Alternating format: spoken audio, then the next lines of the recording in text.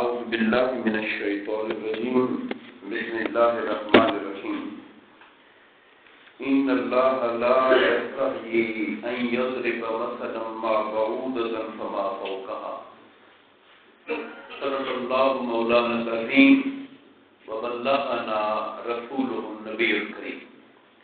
محترم و مکرم قابل سب احترام سامعین احتشام، اللہ تبارک و تعالیٰ کے فضل و کرم اور آقا کریم علیہ السلام کے نعلین پاک کے تصدق سے سورہ البقرہ کی آیت نمبر 26 کے حوالے سے ہم انشاءاللہ گفتگو کریں گے.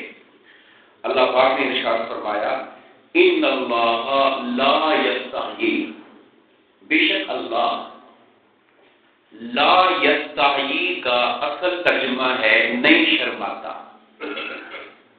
استحیاء کا جو لفظ ہے وہ حیا سے نکلا ہے، اس کے شروع میں الف سین تا لگا ہوا ہے، آگے حیا ہے. استحیاء شرمانا، لیکن اللہ تعالیٰ کی ذات کے لیے لفظ شرمانا شایع نہیں ہے. کیوں نہیں ہے اس پر میں آخر میں بات کرتا ہوں. تو شرمانے کا جو نتیجہ ہوتا ہے وہ ہوتا ہے کسی کام کو چھوڑ دینا. شرمانے کا جو اینڈ ریزلٹ ہوتا ہے، میں نے فلاں بزرگ کو دیکھا تو میں نے یہ کام نہیں کیا، مجھے شرم آ گئی، یعنی اس کام کا ترک کر دینا اس کا آخری نتیجہ ہے. تو اللہ کے لیے اس کا ترجمہ کرتے ہیں مترجمین، اللہ تعالیٰ اس بات کو نہیں چھوڑتا، نہیں ترک کرتا. مثلا کہ وہ بیان کرے کسی مثال کو، اللہ اس بات کو نہیں چھوڑے گا کہ کسی ہدایت کے سلسلے میں کسی بات کو سمجھانے کے لیے اگر مثال دینی پڑے تو اللہ مثال دینا نہیں چھوڑے گا. کس بات کی مثال؟ بعوضۃ، اگر بات سمجھانے کے لیے مچھر کی مثال دینی پڑ جائے، فما فوقہا، مچھر سے بھی کوئی حقیر چیز ہے، اگر اس کی بھی مثال دینی پڑ جائے تو اللہ اس بات کو نہیں چھوڑے گا، ترک نہیں کرے گا. یا سیدھا ترجمہ کرو تو اللہ اس بات کا حیا نہیں کرے گا، شرمائے گا نہیں کہ وہ بات کو سمجھانے کے لیے مچھر کی مثال دینی پڑے تب بھی دے گا. وہ یہ ایک اعتراض تھا منافقوں کا، اس کا جواب ہے. قرآن مجید کا جب ہم ترجمہ کرتے ہیں، بات کو پڑھتے ہیں تو ہمیں اس کا پورا بیک گراؤنڈ ذہن میں لانا پڑتا ہے بات کو سمجھنے کے لیے. آپ جانتے ہیں کہ ہم پچھلی آیات میں 2 مثالیں پڑھ چکے ہیں. اگر یہ کلاس روم ہوتا تو میں پوچھتا کہ کس کس کو یاد ہے. 2 مثالیں ہم نے پڑھ چکے ہیں. وہ منافقوں کے بارے میں اللہ نے مثالیں دی تھی. ایک مثال یہ دی تھی کہ اس شخص کی طرح جس نے آگ جلائی، مثل الذی استوقد نارا، اور دوسری مثال دی تھی او کصیب من السماء، جیسے آسمان سے بارش ہوتی ہے اس میں کڑک بجلیاں ہوتی ہیں. یہ 2 مثالیں اللہ نے دی. اور اس کے علاوہ قرآن مجید کے اندر سورہ العنکبوت میں اللہ پاک نے فرمایا مثل الذین اتخذوا من دون اللہ اولیاء، وہ لوگ جنہوں نے اللہ کو چھوڑ کر اور اپنے اولیاء بنا لیے بتوں میں سے، مشرکین کی بات ہو رہی ہے. کمثل العنکبوت، ان کی مثال ایسے ہے جیسے مکڑی ہوتی ہے. یعنی اللہ کے مقابلے میں کسی کو اپنا خیر خواہ سمجھنا ایسے ہے جیسے کوئی مکڑی ہے. اب مکڑی اپنے جالے سے گھر بنتی ہے، وہ گھر کتنا کمزور ہوتا ہے جو مکڑی کا بنا ہوا ہوتا ہے. ایک ایسی انگلی ایسے کرے گھر ختم ہو جاتا ہے. اللہ نے مثال دی ان بتوں کی جو بے ہمتی ہے، ان کی کمزوری ہے، ان کے ساتھ دوستی تعلق اور ان کی عبادت کرنے کی جو خدمت اور ہلکا پن ہے، اس کو اللہ نے مکڑی کی مثال سے واضح کیا. ایک اور مقام پر سورہ الحج میں آیت نمبر 83 میں فرمایا یہ جو بت ہیں جس کے آگے جا کے نذرانے رکھ کے آتے ہیں، پرشادیں رکھ کے آتے ہیں، اگر اس پر مکھی آ کے بیٹھ جائے اور مکھی اٹھا کے چیز لے جائے تو کیا بت اس مکھی کو ہٹا دے گا؟ پرے ہٹ، میری چیزیں نہ کھا تو ایسا کہا اس بتوں کو تو مکھی کو بھی ہٹانے کی ضرورت نہیں ہے، تو پاگل ہو گئے وہ کہ اس کی پوجا کرتے ہو.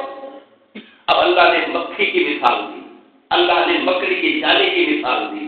منافقوں نے کہا یہ بات اللہ کی شان کے خلاف ہے، اللہ ہو کر چھوٹی چھوٹی باتیں کرتا ہے. یہ بات منافقوں کو بری لگی.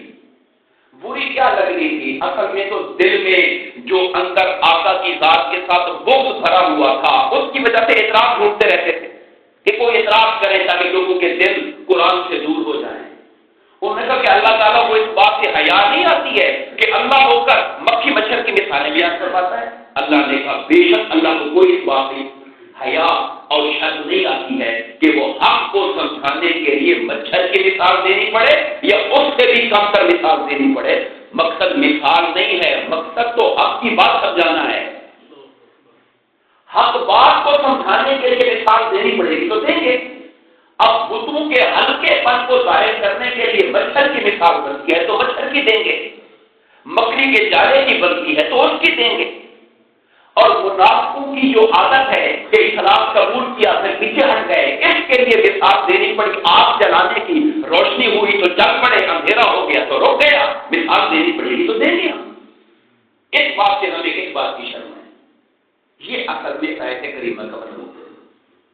اس کے بعد فرمایا فَأَمَّا الَّذِينَ آمَنُوا، جو ایمان والے لوگ ہوتے ہیں، فَيَعْلَمُونَ، وہ اس بات کو جانتے ہیں، أَنَّهُ الْحَقُّ مِن رَّبِّهِمْ، کہ یہ مثال ہمارے رب کی طرف سے حق ہے۔ ایمان والے اس بات کو دل و جان سے مانتے ہیں کہ اللہ نے مثال دی ہے بات سمجھانے کے لیے۔ بعض اوقات آپ دیکھتے ہیں ہمارے اسٹوڈنٹ بیٹھے ہوئے ہیں یہاں پر، آپ 9th میں 10th میں میتھمیٹکس میں 8ویں میں کئی ایسے فارمولے پڑھتے ہیں جس کے لیے پوری ایکسرسائز کرنی پڑتی ہے فارمولہ سمجھنے کے لیے۔ وہ کلیہ، وہ قاعدہ، وہ فارمولہ انڈرسٹینڈ کرنے کے لیے آپ 25 سوالات حل کرتے ہیں تاکہ فارمولہ کلیئر ہو جائے، اس کی مثالیں بار بار کرتے ہیں۔ تو اسی طرح کسی کانسیپٹ کو کلیئر کرنے کے لیے بھی اللہ تعالیٰ مثالیں دیتا ہے تاکہ کانسیپٹ کلیئر ہو جائے۔ تو فرمایا جو ایمان والے ہوتے ہیں وہ جانتے ہیں کہ یہ ان کے پروردگار کی طرف سے حق ہے۔ وَأَمَّا الَّذِينَ كَفَرُوا، جو کافر ہیں، نہ ماننے والے ہیں، فَيَقُولُونَ، وہ یہ کہتے ہیں مَاذَا أَرَادَ اللَّهُ بِهَذَا مَثَلًا، اس طرح کی مثالیں دینے کے اللہ کا کیا مطلب ہے؟ وہ پھر یہ باتیں کرتے ہیں۔ یہ اعتراض، یہ تنقید مومن کبھی نہیں کرے گا، یہ کافر کرے گا۔ يُضِلُّ بِهِ كَثِيرًا وَيَهْدِي بِهِ كَثِيرًا، اس طرح کی بات جو اللہ کرتا ہے، ان ایک بات کو سن کر کئی وہ ہوتے ہیں جن کی ہدایت میں اور پختگی آ جاتی ہے، بات اور سمجھ آ جاتی ہے، اور کئی وہ ہوتے ہیں جو گمراہ ہو جاتے ہیں۔ بات ایک ہی ہے، کئیوں کی ہدایت میں اضافہ کر گئی اور کئیوں کی گمراہی میں اضافہ کر گئی۔ وَمَا يُضِلُّ بِهِ إِلَّا الْفَاسِقِينَ، اور اللہ گمراہ نہیں کرتا مگر انہی کو جو پہلے سے مجرم ہوتے ہیں۔ فاسقین، جو فاسق ہوتے ہیں وہی لوگ پھر بھٹکتے ہیں، ان کی گمراہی میں اضافہ ہو جاتا ہے۔ یہ تو تھی آج کی آیت نمبر 26۔ میں نے عرض کیا تھا کہ ان اللہ لا یستحی، اللہ تعالیٰ اس بات سے حیا نہیں فرماتا۔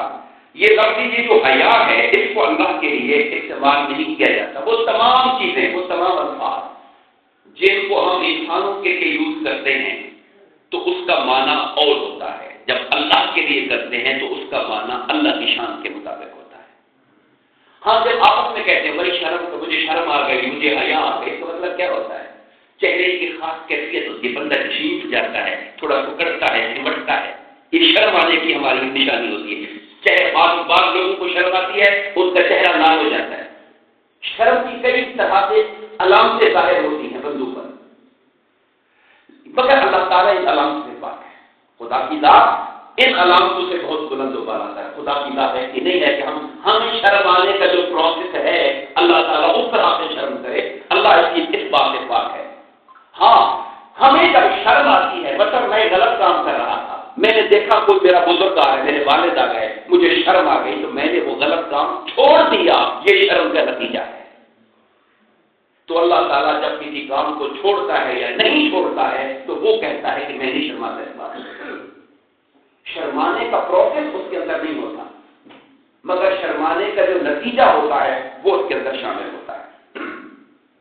میں چند احادیث صرف ایک حصول برکت کے لیے اور ایمان کی جلا کے لیے عرض کرنا چاہتا ہوں۔ حضرت انس رضی اللہ تعالیٰ عنہ بیان فرماتے ہیں کہ آقا انعامدار علیہ السلام نے فرمایا کہ اللہ کا بندہ اور اللہ کی بندی جو اسلام میں بوڑھے ہو جائیں، یعنی ظاہر ایک بندہ مسلمان گھر پیدا ہوا اور اس کی عمر 50، 55، 60 سال ہو گئی تو اسلام میں بوڑھا ہو گیا تو اللہ تعالیٰ ان کو سزا دینے سے حیا فرماتا ہے۔ یعنی اللہ اپنے مالک ہے، مگر مالک ہو کر بھی اپنے بندوں کا حیا فرماتا ہے کہ میری ساری زندگی میرا کلمہ پڑھتا رہا ہے، اب اگر غلطیاں ہو بھی گئی ہیں اس سے تو غلطیوں پہ کیا پکڑنا، اللہ کو حیا آتی اس بات کے اوپر۔ جیسے کوئی ہمارا ملازم ہو اور بچپن سے ہم نے دیکھا ہو کہ یہ ماں کی کام کرتی ہے ہمارے گھر میں، یا یہ لڑکا کام کرتا ہے، اب بزرگ ہو گیا، چاچا بن گیا ہے، اب وہ چاچا غلطی بھی کر بیٹھے، ہم کہتے نہیں نہیں ساری زندگی انہوں نے ہمارے ساتھ کام کیا، بلنڈر بھی کر بیٹھے تو ہم چپ کر جاتے ہیں، کوئی بات نہیں۔ اب اللہ تو ہم سے کہیں زیادہ تھکی ہے، تو فرماتا ہے میرا بندہ اسلام میں بوڑھا ہو جائے یا میری بندی بوڑھی ہو جائے تو مجھے حیا آتی ہے کہ میں اسے کوئی تکلیف دوں اور کو اللہ میں ڈالوں۔ اسی طرح حضرت انس رضی اللہ تعالیٰ عنہ سے مروی ہے کہ آقا انعامدار علیہ السلام نے فرمایا جو بوڑھا شخص صحیح عمل کرتا ہو، پابندی سے سنت پہ عمل کرتا ہو، تو اللہ کو اس بات سے حیا آتی ہے کہ وہ کوئی سوال کرے اللہ اس کی بات کو نہ مانے، اللہ تعالیٰ کو اس بات سے بھی حیا آتی ہے کہ زندگی ساری میرے دین پہ چلتا رہا، میرے حبیب کی سنت سے عمل کرتا رہا، آج ہاتھ اٹھا کے مجھ سے مانگ رہا ہے، اس کو خالی دے دوں، اللہ کو اس بات سے حیا آتی ہے۔ اب یہ حیا کے متعلق آخری حدیث پاک کا ذکر کروں گا۔ حضرت سلمان فارسی روایت کرتے ہیں کہ آقا انعامدار علیہ السلام نے فرمایا کہ بے شک تمہارا رب حیا والا اور بڑا کریم ہے، حیا بھی ہے، فخر بھی بہت زیادہ ہے۔ جب بندہ اس کی طرف دونوں ہاتھ اٹھاتا ہے اور التجا کرتا ہے میرے مالک مجھے یہ عطا فرما، مجھے اس بات سے بچا لے، جب بندہ اس کی بارگاہ میں ہاتھ اٹھاتا ہے تو اللہ تعالیٰ اس کے ہاتھوں کو خالی لوٹانے سے حیا فرماتا ہے۔